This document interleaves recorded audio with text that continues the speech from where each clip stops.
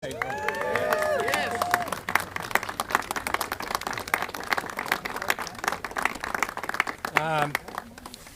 afternoon, and I and the folks with me want to take an opportunity to share some news with those of you watching at home and to the members of the press.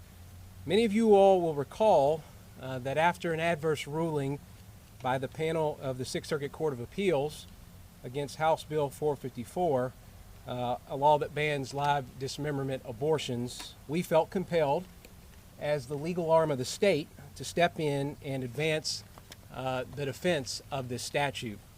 Of course, our intervention became necessary after the governor declined to continue defending the statute, even though there were compelling reasons to ask the court to reconsider its decision. That same panel that ruled against House Bill 454 in a 2-to-1 vote also denied our attempt to intervene, opining that it was too late for the chief legal officer of Kentucky to represent the interests of our citizens and defend this law. The lone dissenting voice on that panel was Judge John Bush, who I think captured the frustration of many with his dissenting opinion. He wrote, "This result inappropriately and prematurely cut short the adversarial process. What is more, it flies in the face of our precedent allowing states' attorneys general to intervene on appeal in order to defend their state's laws."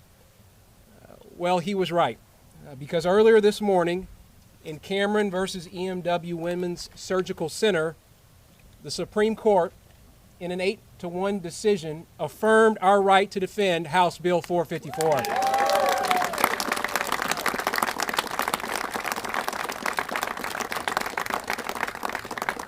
Justice Alito, in the majority opinion, summed up the state of play rather succinctly when he came to how this office and the governor's office view the issue of protecting the unborn. He said that the Sixth Circuit panel failed to account for the strength of the Kentucky Attorney General's interest in taking up defense of House Bill 454 when the Secretary for Health and Family Services elected to acquiesce. Ladies and gentlemen, while the governor and his team might acquiesce, we will always stand strongly in support of the unborn and in support of those in the Right to Life movement.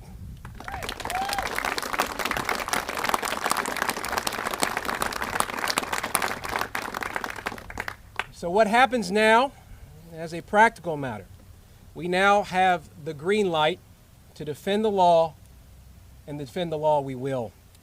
We will return to the Sixth Circuit Court of Appeals and ask for reconsideration of its adverse ruling on House Bill 454. Now, we cannot be sure exactly what the road ahead will look like, but you can count on us to continue to vigorously advocate for this law and for life. I also think that the 8-to-1 decision, where only Justice Sotomayor dissented, says something about the caliber of the team we've assembled here in the Attorney General's office. It says something about the heart and the passion of our people. It says something about the mental toughness and work ethic they take into any case we pursue.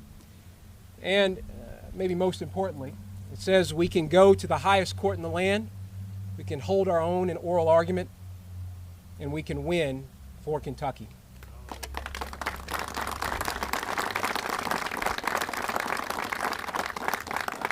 On that front, I want to thank specifically Matt Kuhn, our Solicitor General, who did an exceptional job arguing the case in front of the Supreme Court. Thank you, Matt.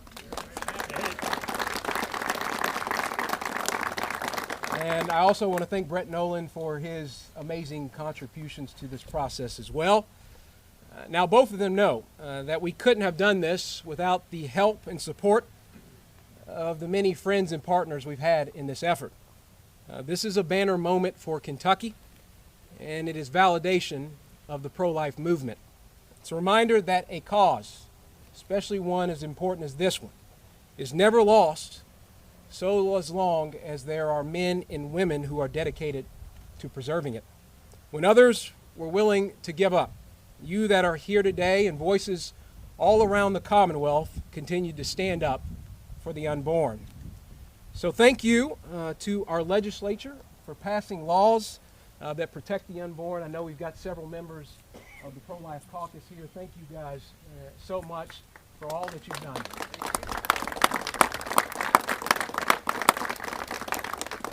And thank you to the pro-life advocates that are here and afar. You have prayed certainly without ceasing, and you have acted with singular purpose to speak for those who cannot speak for themselves. That list is long, but I know we've got Ryan here from Sisters for Life, and of course Angela can't be here today, but they have been staunch advocates for the work that we've been doing in this space. I see Adia's here with Kentucky Right to Life, and am grateful for her contribution as well. Susan B. Anthony's list, the list goes on and on of folks that have been so dedicated to the work of ensuring the right to life and protecting the lives of the unborn. Again, I want to thank you to everyone that has contributed to and worked vigorously to make sure that we get to this point. May God bless all of you, and may God bless the Commonwealth of Kentucky.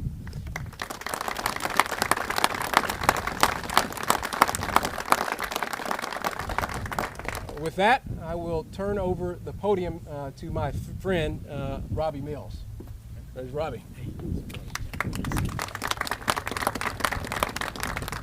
Thank you, General Cameron. What a great day. When I heard the news that this decision came down, I quickly thought of one of my favorite scripture verses. It says, "Let us not grow weary in doing good, for in due season we will reap if we do not give up." That's Galatians 6:9. That's the story of the pro-life movement, is not giving up, pushing forward, and I think this is great news for the Kentucky Pro-Life Caucus that stands behind me. On behalf of the Kentucky State Senate, I'd just like to say thank you to A.G. Cameron and his office for putting the resources and the efforts into this challenge. I'd also like to thank the Supreme Court for their 8-1 decision. Finally, I'd like to thank the folks that are behind me. Earlier this week, I called ourselves defenders, and we're defenders of a baby in the womb.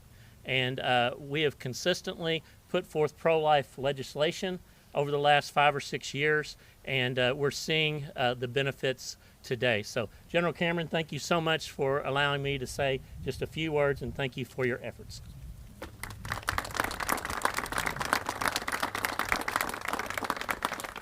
All right.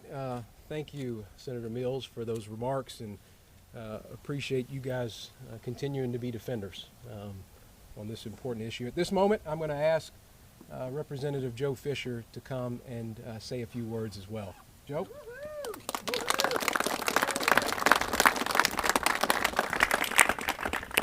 Thank you, Attorney General.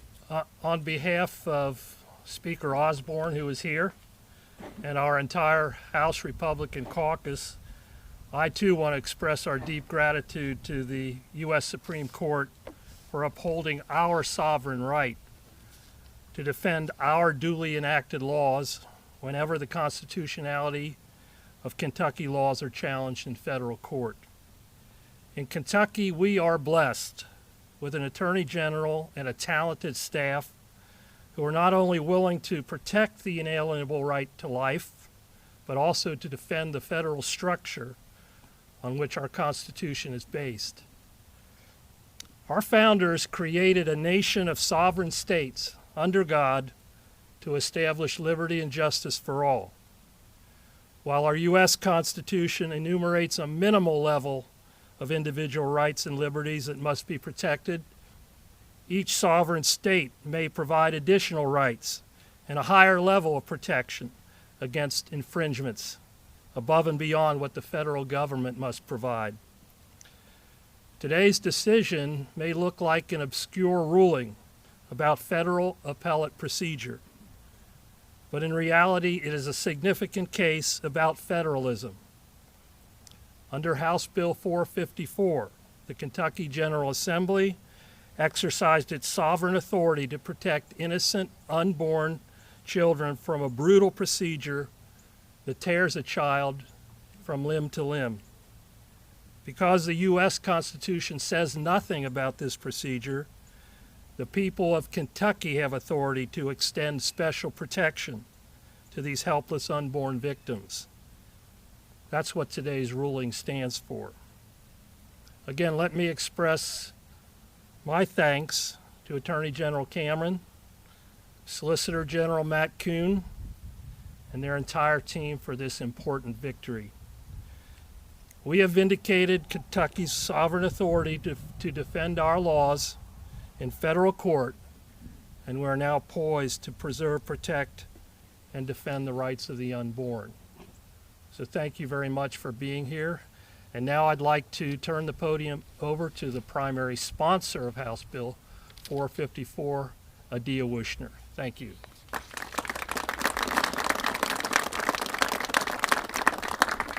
Thank you, Representative Fisher. And like everyone, I want to thank the Supreme Court in their wisdom and understanding the purpose that this issue was brought before the courts.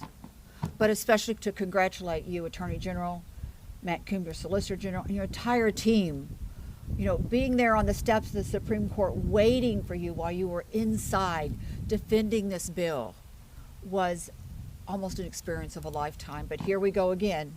But I will tell you just a little history about this bill, because I would be amiss as a former legislator, as now head of Kentucky Right to Life, if I didn't thank my House leadership, President of the Senate, Speaker Osborne, and all the members. Because when that bill passed, it passed. We didn't have the super duper majority we have today. We had a majority, but it passed the House chambers by 75 votes. That's representing the people of Kentucky. When it went to the other end of the hall on the Senate side, 35 votes, representing the voice and the thoughts of pro-life Kentuckians. So as the head of Kentucky Right to Life, representing our chapters and representing the voice of pro-life Kentuckians throughout the Commonwealth, we are grateful to our General Assembly. We are grateful to our Attorney General willing to defend the laws and acted in defense of innocent life. The bill was named at that time the Human Rights of the Child Act, because we felt it was so important that this very right of a child not to be dismembered in the womb of its mother. A child not in the early formation, but a procedure called D&E. And I'll just gently remind you that that D&E, that procedure, we use letters to describe something very gruesome, very harsh for us to understand. But it's possible that a child limb by limb that already has fingers, toes, arms, legs, eyelashes visible on an ultrasound in the second trimester could undergo such a painful procedure. I am grateful, and I was honored to be the sponsor of that piece of legislation, grateful to the members of the General Assembly who supported it and helped us pass it, at the time signed by the governor, and I am eternally grateful to the Attorney General and his entire staff willing to defend it on behalf of the people of the Commonwealth of Kentucky. Thank you.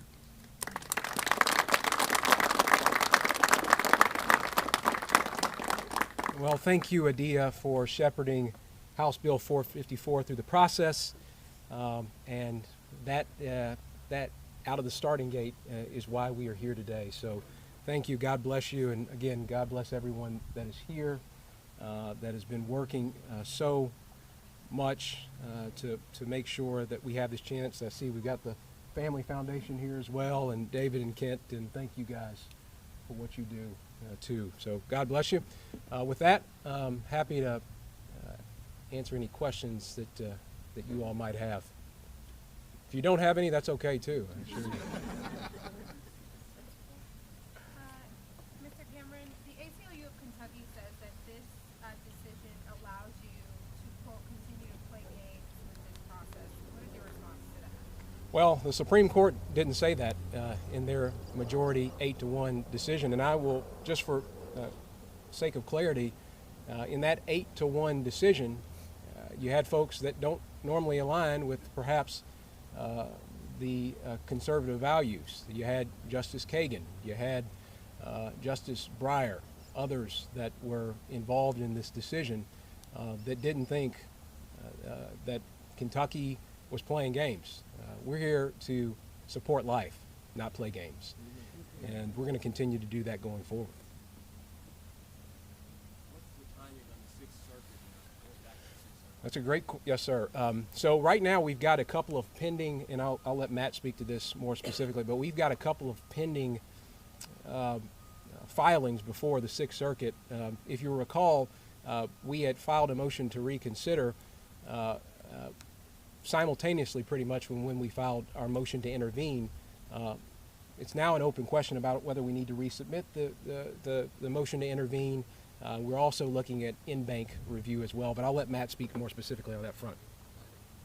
An easy answer, it'll be 25 days at least before the Supreme Court sends it back to the Sixth Circuit, and after 25 days, that's when the case will kick off back before the Sixth Circuit, 25 days from now.